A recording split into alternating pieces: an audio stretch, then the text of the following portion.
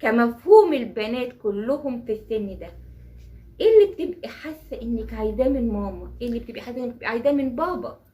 يعني مثلا من ماما محتاجة مثلا حضنها، ان هي تسمعني وتفهمني.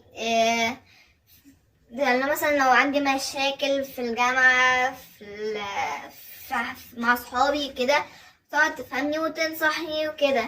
مثلا مع بابا بالذات في سننا بنحتاج حضن اكتر من فلوسه، من اي حاجة تانية. يعني نحتاج مثلا هو يجي يحضننا، عشان احنا لو مش حاسين بحضن الاب هيجي علينا وقت نقول احنا عايزين حضن من ولد. فده طبعا هيودينا ان احنا نروح لولاد تانية اهتمامها كنتش كويسة، بالذات ان احنا سننا لسه صغير الحوارات دي. بتبقي محتاجه لحضن بابا. هي دي